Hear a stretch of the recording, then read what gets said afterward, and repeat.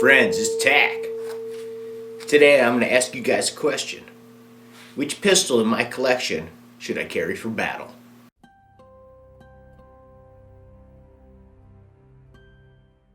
Now I thought I'd get your guys' input on this.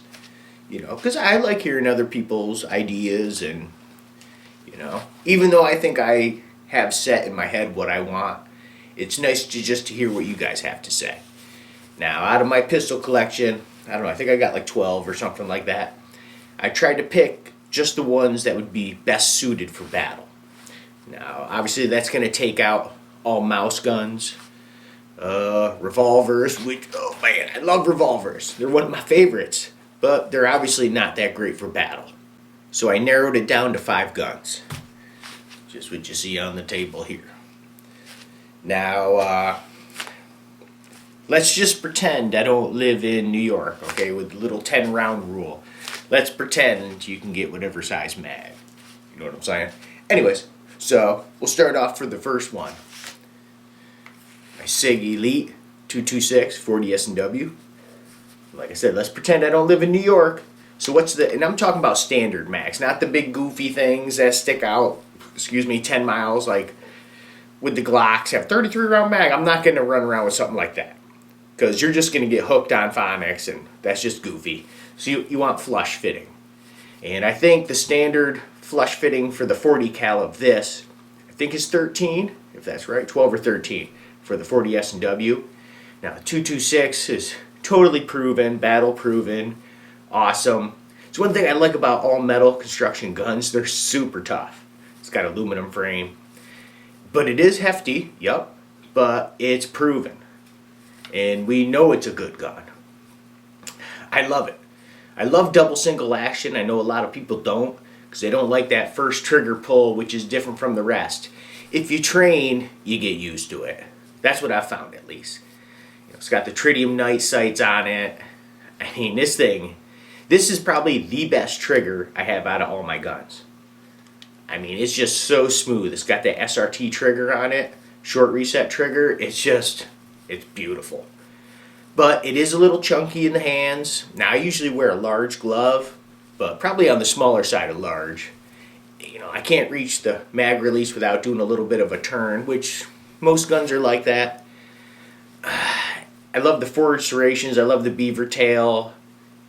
It does have a high bore axis, but it's an awesome friggin' proven gun. So that's the first pick. The next pick is one of my oldest guns I have. My Egk Usp Tactical 45 ACP. This thing's freaking awesome. With a flush fitting mag, it can be a 12 rounder, so 12 rounds of 45. That ain't bad. I love the German mag releases. I know a lot of people don't like it because it's different. They love the standard American. For me, the first time when I got this H&K back, I think it was 20 years ago, 19 or 20 years ago. 2000, okay, so 20 years ago. When I first ran into that German mag release, I frickin' fell in love with that. It's just easy for me, because then I don't have to turn it in my hand, hit the mag release. I can just use my pointer. Threaded barrel, can't have suppressors in New York, yeah, whatever. Flashlight, it's a big gun for a polymer. It's kind of heavy. I think it's 2 ounces lighter than the 226. I think this is 34 ounces, and this is 32. But this thing is freaking deadly accurate. And you wouldn't think, 45 would be that accurate, but this thing really is. It's got the O-ring on the barrel, just over a 5-inch barrel on it, fully adjustable sights. Now, I don't like how the sights are just all black. I wish they had tritium that came on them, and I could get some, but that's what I got standard. Super reliable gun. The USPs everybody knows you can beat the crap out of them. They're freaking awesome. For a polymer gun, it has a great trigger. I mean, because a lot of polymer guns kind of have shitty triggers. But it's a double single action again.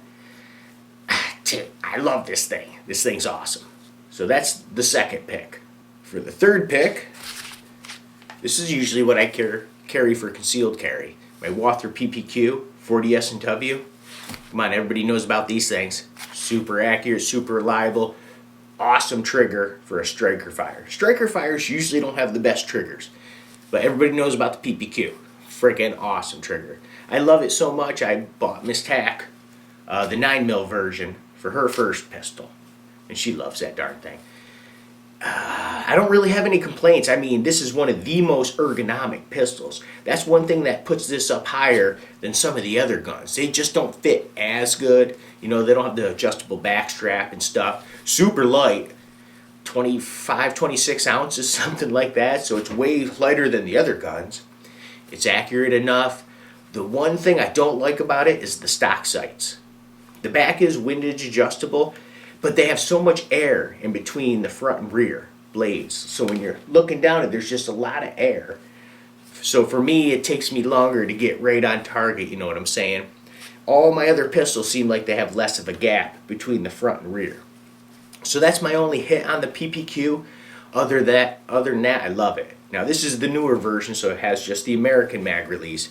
And funny enough, this thing's small enough, I don't even have to twist it in my hand to get to it. I can easily hit it like that. So the Walther PPQ is my third pick. So for my fourth pick would have to be my FN57. A lot of people don't like it. They're like, oh, it's just high power 22, and that's kind of true. I did that test on the bulletproof panel, and this penetrated more than a frickin' 44 Magnum, which just blew me away. I love this gun. Now, the downfalls for me with this gun is the grip. It's just big, it's oblong. I can't totally reach the mag release without a little bit of a tilt.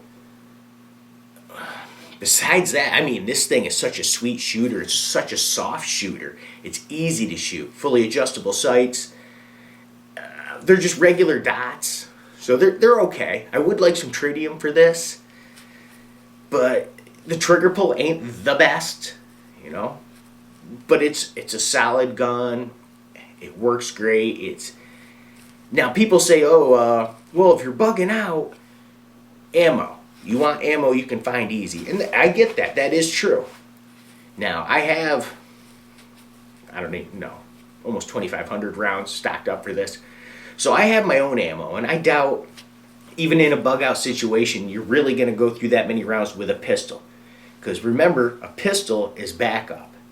Your main gun is your long gun. If you have to pull out a pistol in a fight, it's time to go home. It's time to leave. It's time to get the hell out of there. So you're hoping never to even pull one of these things out. But just for the hell of it, you know, I thought I'd get your guys' input on what pistol I should carry.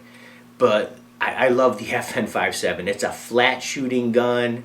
It's a little on the loud side for such a small caliber. But I don't know, I love it. So that's pick number 4. And for my last pick would be my Egk Vp9. Now, if you're somebody that likes to throw guns at trees and smash them into rocks, you might not like this. But I freaking love this thing, man.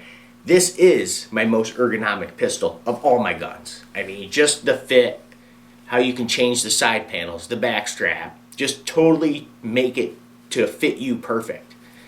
The mag release, like I said, I love these German mag releases. You know what I'm saying? They're just so freaking easy. This is only this is like 1 ounce heavier than a PPQ. So weight is totally light. Now the sights, a lot of people bitch about the sights, how they're those glow sights. So if you charge them up with a flashlight, they're bright as hell. But then that wears off. And if you don't get to charge them, they're no good at night, which I get that. So I bought the Trigagon HD sights. Man, with the yellow front dot. Now the sights are freaking awesome. Oh man, I want to get these for like all my damn guns. I want to get it for the FN too. The sights are freaking awesome. These are actually like my favorite sights, besides them not being fully adjustable. But this is another good gun. The triggers are awesome on these VP9s. A lot of people say they're really close to the PPQ, and that's true. This one, the PPQ has a shorter reset, but I like the break better on the VP9. But that's all personal preference, right? But for me, just a tiny bit more, I like the VP9 trigger. So the VP9 would be my 5th pick. Now don't say to Egk, get a Glock. I'm not doing it, okay? I'm sorry. I've had some bad experiences with Glocks. I'm just not a fan. I know they're great guns. I know they are. I know they're super reliable, super awesome. Navy SEALs use them, blah, blah. I don't care what the Navy SEALs freaking use. I know what I like. Everybody likes something different, so don't even say the G word because it's not going to happen. But out of the 5 guns I just showed you, what do you think I should pick to go on my battle belt? Back in the day, it was HK Usp Tactical 45 ACP. This was my favorite gun for battle. This was it. But then time passes, new stuff comes out, little PPQs, light little things. You know, how about old reliable, the old 226? Come on, Navy SEALs used to use this all the time. A lot of agencies, foreign agencies use the FN57. Awesome gun, super light. I think this is lighter than any of the guns I just showed you. Even though it's kind of big, it's just super light. And it's got a long barrel, so it's accurate. I don't know. When it comes down, for me just thinking, it's probably the FN57 or the Egk Vp9. Those are the 2 I'm looking at the most. Just because of the weight and corrosion resistance. And, you know, I love the all-metal construction of the 226, but it is heavy. It does have a high bore axis. Like round count, FN with a flush mag, 20 frickin' rounds. That's crazy. The PPQ 40 with a flush one, I think, is 13. And the VP9 flush is 15. So out of all these guns, the VP9 and the FN hold the most. I don't know. That's why I'm asking you guys. What do you guys think I should pick? So put it down in the comment section below so I can check out your stuff.